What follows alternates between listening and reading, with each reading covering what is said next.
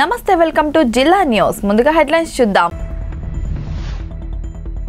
భారత దౌత్యవేత్తను చంపాలంటూ గురుద్వారాలపై పోస్టర్లు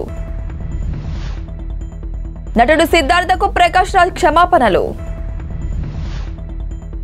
రికార్డుల గణనాథుడు ఖైరతాబాద్ బడా గణేష్ ఒక్కరోజే 10 లక్షల మంది దర్శనం భారత్ వ్యతిరేక కార్యకలాపాలను కట్టడి చేసే విషయంలో కెనడా సర్కారులో చిత్తశుద్ధి కనిపించడం లేదు ఇందుకు నిదర్శనంగా ఇప్పటికీ కెనడాలోని పలు గురుద్వారాల వద్ద భారత దౌత్యవేత్తను అంతం చేయాలంటూ పోస్టర్లు దర్శనమిస్తున్నాయి ఈ ఏడాది జూన్ 18న ఖలిస్తాన్ నేత హార్దీప్ సింగ్ నిజ్జర్ను గుర్తు తెలియని వ్యక్తులు చంపిన తర్వాత ఈ విషయంలో భారత్ ప్రమేయం ఉందంటూ భారత దౌత్యవేత్తలను కెనడా బహిష్కరించడం తెలిసిందే ఈ పరిణామం తర్వాత భారత దౌత్యవేత్తలను అంతం చేయాలంటూ పోస్టులు వెలిశాయి అవి ఆన్లైన్లోనూ దర్శనమిచ్చాయి గురుద్వారాల గోడలపై అంటించడం కూడా కనిపించింది నిజ్జర్ హత్య ఘటన తర్వాత భారత్ కెనడా మధ్య సంబంధాలు మరింత వేడెక్కడం తెలిసిందే భారత్ వ్యతిరేక శక్తులకు కెనడా ఆశ్రయం కల్పిస్తుందంటూ భారత సర్కార్ నిరసన వ్యక్తం చేసింది సీనియర్ నటుడు ప్రకాష్ రాజ్ మరో నటుడు సిద్ధార్థకు కర్ణాటక ప్రజల తరపున క్షమాపణలు చెప్పారు తన సినిమా చిత్త ప్రకారం కోసం సిద్ధార్థ బెంగళూరు వచ్చారు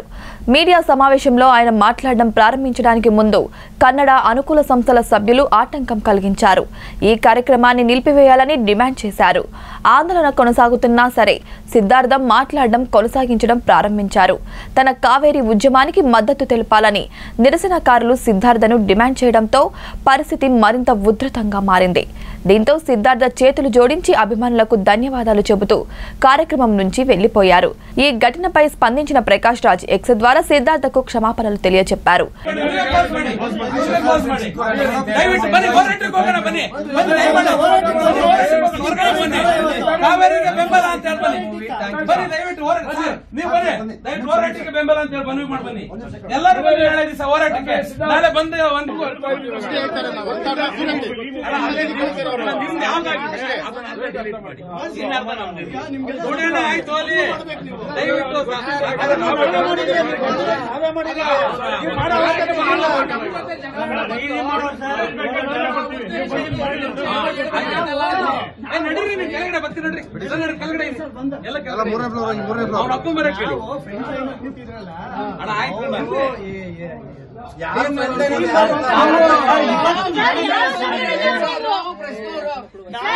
హైదరాబాదీయులకు వినాయక చవితి పండుగ అనగానే ముందుగా గుర్తొచ్చేది ఖైరతాబాద్ బడా గణేష్ 69 ఏళ్లుగా ఖైరతాబాద్ మహాగణపతి భక్తులను ఆశీర్వదిస్తున్నారు ప్రతి ఏటా వైవిధ్యమైన రూపాల్లో ఖైరతాబాద్ వినాయకుడు భక్తుల ముందుకు వస్తున్నాడు గతంలో ఎన్నడూ లేని విధంగా ఈసారి మధ్యాహ్నం 2 గంటల్లోపే ఖైరతాబాద్ గణనాథుని నిమజ్జనం ముగిసింది ఇందుకోసం పోలీసులు పక్కా ప్లాన్తో వ్యవహరించారు బడా గణేష్ శోభయాత్ర నిమజ్జనాన్ని ప్రత్యక్షంగా తిలకించేందుకు గురువారం లక్షల మంది జనం ట్యాంక్ బండ్ పరిసర ప్రాంతాలకు తరలివచ్చారు కళ్యాణ్ 4 దశ వారాహి యాత్రను విజయవంతం చేయాలని జనసేన రాజకీయ వ్యవహారాల కమిటీ చైర్మన్ నాదెండ్ల మనోహర్ అన్నారు పార్టీ జిల్లా నగర అధ్యక్షుల సమావేశంలో ఆయన గురువారం మాట్లాడారు టీడీపీతో పొత్తుపై పవన్ కళ్యాణ్ నిర్ణయానికి జనామోదం ఉందన్నారు వారాహి యాత్ర అక్టోబర్ 1న అవనిగడ్డలో ప్రారంభమవుతుందన్నారు టీడీపీతో పొత్తు ఉమ్మడి కార్యాచరణపై మాట్లాడుతూ విస్తృత స్థాయి సమావేశంలో ఉమ్మడి కార్యాచరణ రూపొందిస్తామని Pawan ప్రకటించారన్నారు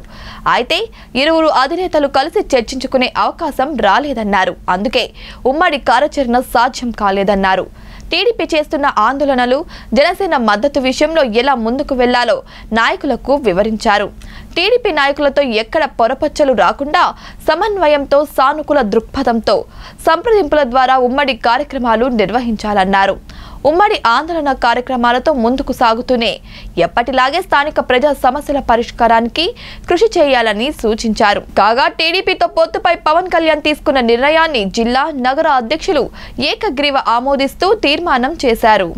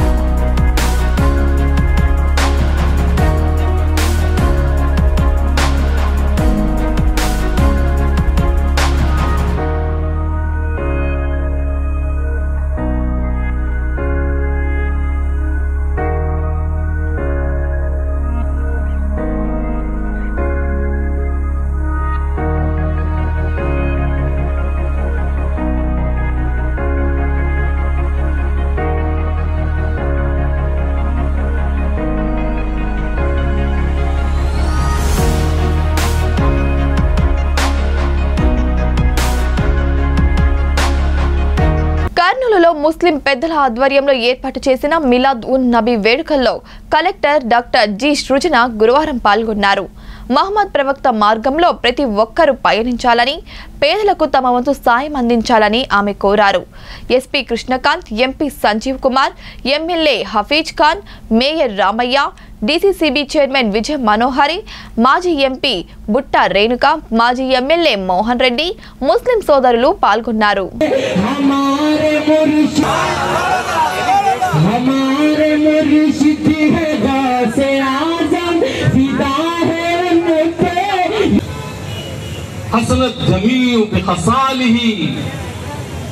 Beautified was every characteristic of this man.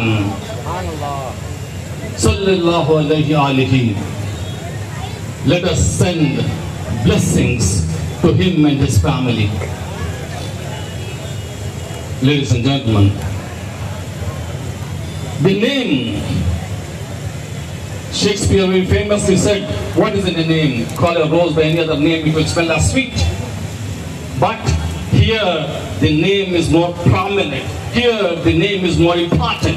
Here the name is more significant because it is the name of Prophet Muhammad sallallahu alaihi wasallam. Muhammad, the name given by Allah to Prophet Muhammad sallallahu alaihi wasallam, and Ahmad. These are the two names of Prophet Muhammad we will find in the Quran, in the Holy Quran. 4 or 5 times Muhammad is mentioned, and 4 జనాభా కానీ దాని తర్వాత different religions కానీ ఎక్కడా లేవు. అన్ని ఉన్నా కూడా మనం ఎప్పటికీ కలిసి ఉంటున్నాం కాబట్టి మన మధ్యకి ఎవరు రాకుండా చూసుకోవాలి. అది సూపరింటెండెంట్ ఆఫ్ పోలీస్ నాది ఒకటే రిక్వెస్ట్ ఏంటంటే, కర్నూలు చాలా శాంతియుతంగా ప్రతి ఒక్కదాన్ని మనం చేసుకుంటున్నాం. అలాగే మిగతా రిలీజియన్స్ రిక్వెస్ట్ చేసిందంటే మనందరం కలిసిమెలిసి ఉండాలి, అన్నదమ్ముల మాదిరి ఉండాలి. మన మధ్య ఎవరు వచ్చినా కూడా మనం వాళ్ళని అలో చేయకోకున్నట్టు మనం చాలా శాంతియుతంగా ఉండాలని ఈ సందర్భం కోరుకుంటున్నాను. ఆల్రెడీ చాలా మంది వక్తలు చాలా మంచి విషయాలు చెప్పారు. మహమ్మద్ ప్రవక్త గురించి చెప్పారు, నాకు ఎమ్మెల్యే గారు కూడా చెప్పారు ముస్లిం యొక్క ఈ ఇస్లాం యొక్క ఇంపార్టెన్స్ గురించి. సో కాబట్టి ఇంకొకసారి నాకు ఇక్కడ ఉన్నటువంటి ముస్లిం సోదరులందరికీ మిలాదుల్ నబీ శుభాకాంక్షలు. Thank you. सारे मशाइख इकराम, सारे जिम्मेदाराने सेंट्रल मिलाद कमेटी और बिलखुसूस लौबाली दरगाह हजरत लौबाली दरगाह के सज्जादे नशीन ఒంగోలులో వరల్డ్ హార్ట్ డే సందర్భంగా 3K వాక్ ను జెండా ఊపి ప్రారంభించిన జిల్లా కలెక్టర్. మన జీవన శైలి, ఆహార అలవాట్లలో మార్పుల ద్వారా గుండె సంబంధ వ్యాధుల నుంచి రక్షణ పొందవచ్చని ప్రకాశం జిల్లా కలెక్టర్ ఏఎస్ దినేష్ కుమార్ అన్నారు. వరల్డ్ హార్ట్ డేని పురస్కరించుకొని శుక్రవారం ఉదయం ఒంగోలు కలెక్టర్ కార్యాలయం వద్ద జిల్లా వైద్య ఆరోగ్య శాఖ, కిమ్స్ వైద్యశాల సంయుక్తంగా ఏర్పాటు చేసిన 3 కిలోమీటర్ల నడకను ఆయన జెండా ఊపి ప్రారంభించారు. ఈ సందర్భంగా కలెక్టర్ దినేష్ కుమార్ విలేకరులతో మాట్లాడుతూ, ప్రజలకు గుండె సంబంధ వ్యాధులపై అవగాహన కల్పించే లక్ష్యంతో ఈ నడకను నిర్వహిస్తున్నామని అన్నారు. ఈ ఏడాది వరల్డ్ హార్ట్ డే సందర్భంగా use heart for every heart అన్న థీమ్తో కార్యక్రమాలను నిర్వహిస్తున్నట్లు ఆయన తెలిపారు. మన శరీరంలో గుండె అతి ముఖ్యమైన భాగమని, ఇది సక్రమంగా పనిచేస్తేనే శరీరంలోని మిగిలిన భాగాలు బాగా పనిచేస్తాయన్నారు. శారీరక వ్యాయామం ఎలా చేస్తామో గుండెకు సంబంధించి కూడా అవసరమైన వ్యాయామాలు చేయాల్సిన అవసరం ఉందన్నారు.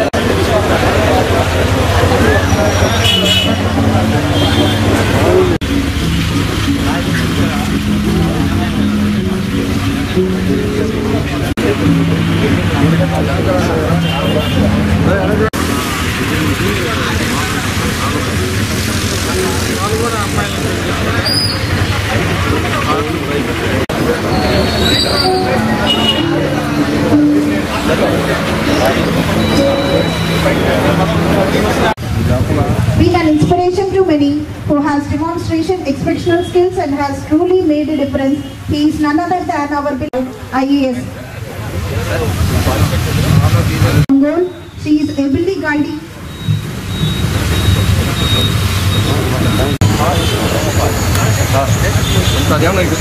I request శ్రీకాకుళం జిల్లా టెక్కలి నియోజకవర్గం సంత బొమ్మాలి మండలం మారుమూల గ్రామమైన ఆకాశలకవరం పంచాయతీ ఇదే గ్రామానికి చెందిన పరపటి ధర్మారావు చంద్రకళ కుమార్తె సువర్ణ ఇటీవలే గ్రూప్ 1లో డిప్యూటీ కలెక్టర్గా విజయం సాధించారు. శ్రీకాకుళం జిల్లాకే కాదు గ్రామానికి పేరు సంపాదించి పెట్టిన సువర్ణ ఆమె తమ తల్లిదండ్రులతో పాటు అదే పంచాయతీ సుగ్గువానిపేటకి చెందిన పోలీస్ శాఖలో విధులు నిర్వర్తిస్తున్న దిశ డీఎస్పీ శ్రీకాకుళం ఎస్ వాసుదేవ్ను మర్యాదపూర్వకంగా కలుసుకున్నారు. డీఎస్పీ వాసుదేవ్ స్వాగతిస్తూ ఆమెను తల్లిదండ్రులను శాలువాతో సన్మానించి అభినందించారు. కాసేపు ముచ్చటిస్తూ జిల్లాకే కాదు గ్రామానికి గర్వకారణం తెచ్చి ఎంతో పేరు ప్రఖ్యాతలు సంపాదించినందుకు ప్రత్యేక అభినందనలు తెలిపారు.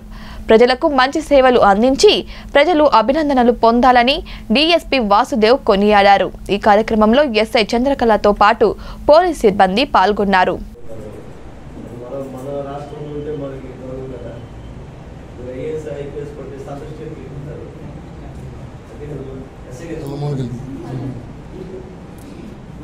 అంటే బాగుంటుంది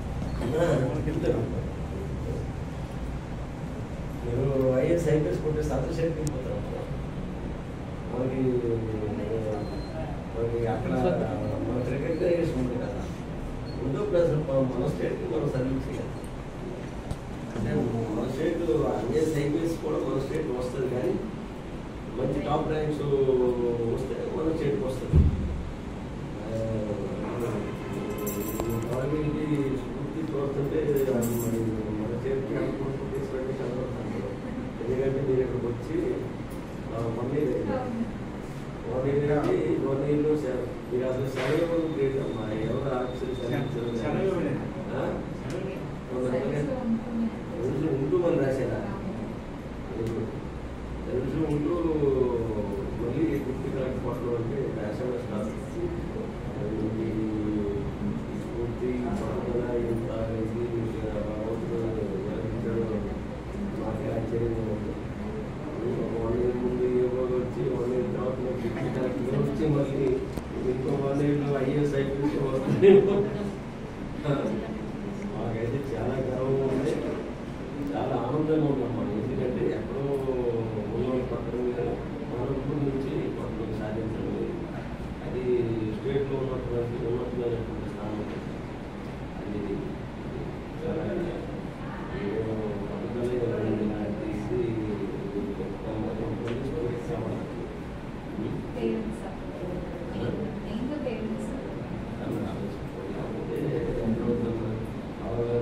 యాక్టివ్ పర్సన్ కూడా యాక్టివిటీస్ చేస్తూనే ఉండేవాడు. అక్కడ ఉన్నప్పుడు కూడా మండలంలోని గోరింట గ్రామంలో ఎక్సైజ్ కాంప్లెక్స్ భవన నిర్మాణానికి ఎక్సైజ్ శాఖ మంత్రి కె నారాయణస్వామి గురువారం శంకుస్థాపన చేశారు. ఈ సందర్భంగా ఆయన మాట్లాడుతూ ఈ కాంప్లెక్స్ నిర్మాణం పూర్తయితే స్థానికులకే ఉద్యోగ అవకాశాలు కల్పిస్తామని చెప్పారు. పరిశ్రమల శాఖ మంత్రి గుడివార అమర్నాథ్ మాట్లాడుతూ ఎక్సైజ్ కాంప్లెక్స్ ఈ ప్రాంతానికి రావడం వల్ల స్థానికులకు ఉపాధి లభిస్తుందన్నారు. ముఖ్యమంత్రి విశాఖ వస్తున్న నేపథ్యంలో భీమిలి ప్రాంతానికి ప్రాముఖ్యత పెరిగిందని చెప్పారు. భీమిలి నియోజకవర్గంలో ప్రభుత్వం సుమారు 100 కోట్ల రూపాయల పెట్టుబడి పెట్టబోతున్నట్టు YCP Uttarandhra regional coordinator YV Subbareddy తెలిపారు. స్థానిక ఎమ్మెల్యే ముత్తంశెట్టి శ్రీనివాసరావు అధ్యక్షతన జరిగిన ఈ కార్యక్రమంలో ZP chairperson Subhadra, tourism excise శాఖ special chief secretary Rajat Bhargava, Bheemili RDO Bhaskar Reddy, MPP Majji Sharada Priyanka, ZPTC సభ్యుడు కోరాడ వెంకట్రావు తదితరులు పాల్గొన్నారు.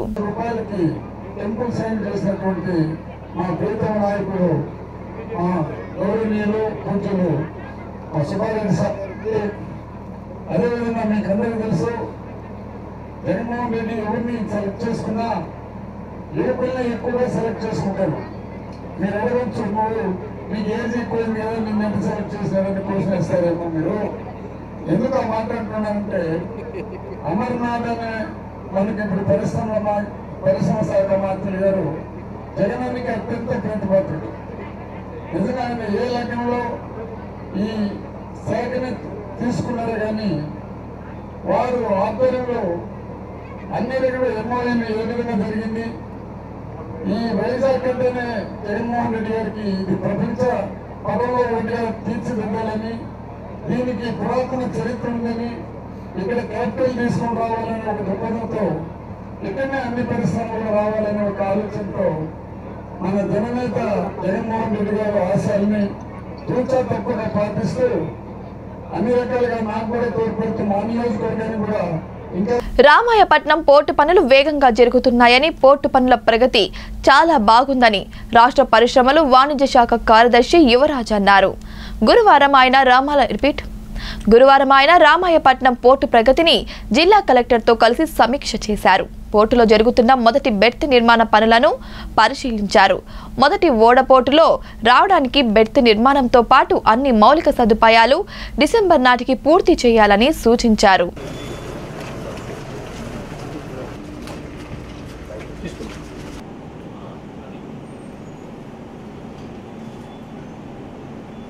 అక్కడ చూపించిన start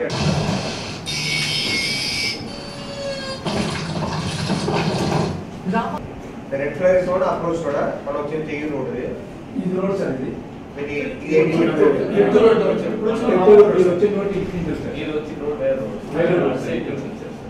కెనాలా okay railway station land అది కూడా ఫారెస్ట్ అండి. ఆ రెడ్ కలర్ ఫారెస్ట్ దీంట్లో బిగినింగ్ ఫారెస్ట్ వస్తుంది. ఇక్కడ సైక్లోన్ బిల్డింగ్ బిల్డింగ్ అది ఇంకో సైకిల్ బిల్డింగ్ చూసాం కదా. ఇది ఇప్పుడు ఇటువైపు రోడ్ ఎందుకంటే రైల్వే లైన్ నేషనల్ హైవే అది అక్కడ వరకు వస్తాయి కదా. ఇది లోపల కూడా వస్తుందా మీరు ఒరిజినల్ ప్రపోజల్ లో సార్? అక్కడ నుంచి మనం వస్తే మీరు ఒరిజినల్ లేఅవుట్ లో దానికి అక్కడ రెండు ఇష్యూస్ ఇందులో evacuation plan location plan review తీసుకున్న ఆల్టర్నేట్ రోడ్ ఉంది అంతే కదా. ఈ ఆల్టర్నేట్ రోడ్ కు అంతే కదా ప్రభు ఎక్స్పాండ్ చేయండి. కెనాల్ యాక్చువల్ చూపించాలి. కెనాల్ యాక్చువల్ చూపించాలి. అసలు మీ మాస్టర్ ప్లాన్ లో కెనాల్ చూపించడం లేదు. మీ కెనాల్ అండర్ గ్రౌండ్ పోదు కదా, పైనే పోతాయి కదా. ఆ కెనాల్ యాక్చువల్ సైజ్ అర్థమైంది కదా. బై స్కేల్ లో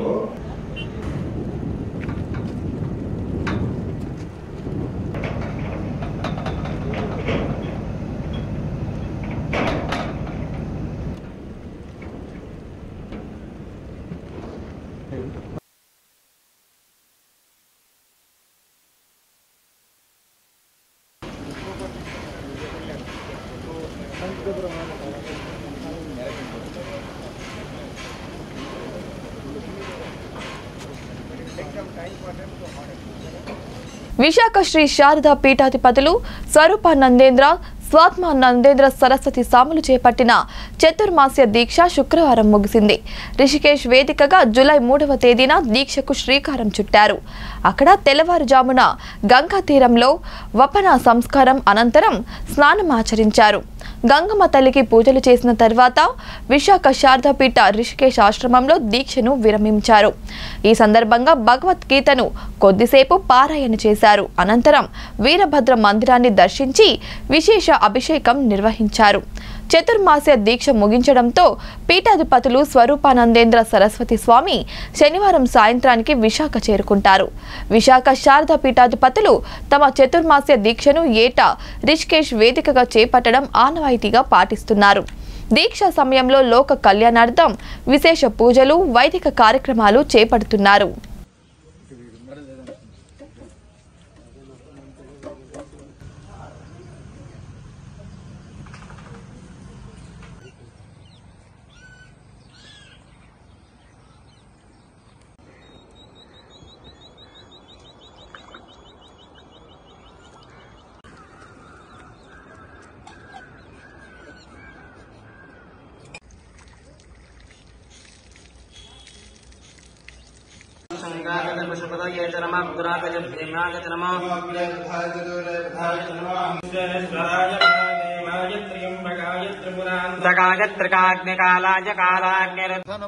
देवकी परमानंदम कृष्णं वंदे जगद्गुरुं श्री भगवान।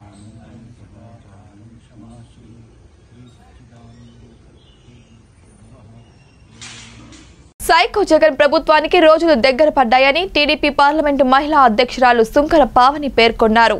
చంద్రబాబు అక్రమ అరెస్టును నిరసిస్తూ కాకినాడలో వివేకానంద పార్క్ వద్ద కొవ్వొత్తుల ర్యాలీ నిర్వహించారు. ఈ సందర్భంగా ఆమె మాట్లాడారు.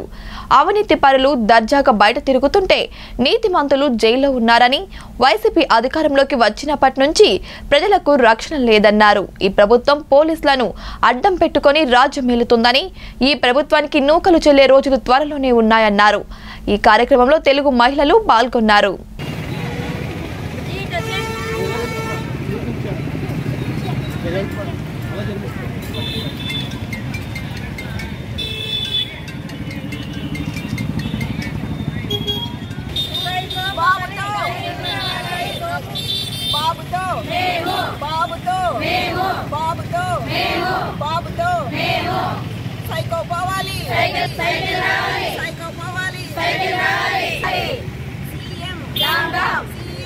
నమస్కారం.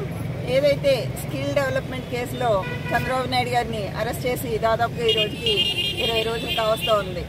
ఎటువంటి ఆధారం లేనటువంటి ఒక అక్రమ కేసులో చంద్రబాబు నాయుడు గారిని అరెస్ట్ చేసి ఆయన ఒక అపరాధిగా నిరూపించి ఆయన ఏదో అన్యాయం చేసేసారు, చాలా డబ్బులు కొట్టేశారు అని చెప్పి చూపించడానికి ప్రయత్నం చేస్తున్నటువంటి ఈ రాష్ట్ర ప్రభుత్వానికి కానీ జగన్మోహన్ రెడ్డి గారికి కానీ తెలియని విషయం ఏంటంటే, ఆ నాయకులు ఎవరైతే ఉన్నారో, జగన్మోహన్ రెడ్డి గారి నాయకులు ఎవరైతే ఉన్నారో, ఆయన పాలనలో ఉన్న నాయకులందరూ కూడా వాళ్ళ నాయకులు ఏంటో అన్నది కూడా మర్చిపోతున్నారు. దాదాపుగా లక్షల కోట్లు అవినీతి చేసి 15 నెలలు జైల్లో ఉన్నటువంటి వ్యక్తి ఈరోజు రాష్ట్రానికి సీఎంగా వచ్చినప్పటి నుండి కూడా కేవలం రాష్ట్ర అభివృద్ధి కాకుండా ప్రజల్ని ఎన్నో రకాలుగా ఇబ్బందులు పడుతూ ఒక్క ప్రతిపక్ష పార్టీలో ఉన్నటువంటి నాయకులందరినీ కూడా రాజకీయ కక్షతో అనేక కేసులు బనాయిస్తూ వాళ్ళందరినీ ఇబ్బంది పెట్టడానికి ఈరోజు అధికారం చేపట్టారు అన్నదానికి వాస్తవంగా ఈరోజు జరుగుతున్న పరిస్థితులు మీరందరూ కూడా తెలుసుకోవాలి. ఎందుకంటే ఏదైతే స్కిల్ డెవలప్మెంట్ కేసు అని చెప్పేసి పదే పదే చెప్తున్నారో అందులోని వాస్తవాలు ఈరోజు ప్రజలందరూ కూడా తెలుసుకోవాల్సిన అవసరం ఉంది. దాదాపుగా 3,300 కోట్లతో ఈరోజు స్కిల్ డెవలప్మెంట్ ప్రాజెక్ట్ని డిజైటెక్ అదేవిధంగా సీమెన్ కంపెనీలతో ఒప్పందం చేసుకోవడం జరిగింది. అందులో 10% వాటా, కేవలం 10% వాటా రాష్ట్ర ప్రభుత్వం జీఎస్టీతో కలిపి 370 కోట్లు మరి ప్రభుత్వ వాటా దానికి చెల్లించడం కూడా జరిగింది. అయితే మాత్రం వాస్తవం ఈరోజు 370 కోట్లు చంద్రబాబు నాయుడు గారు కొట్టేశారని చెప్తున్నారు. అయితే సీమెన్ కానీ అదేవిధంగా డిజైటెక్ సంస్థలు రెండు కూడా వాటిని ఏ విధంగా ఈ ప్రాజెక్ట్ పరంగా ఉపయోగించారో, వేటికి ఆ నిధులు తరలించారో కూడా చెప్పడం జరుగుతూ ఉంది.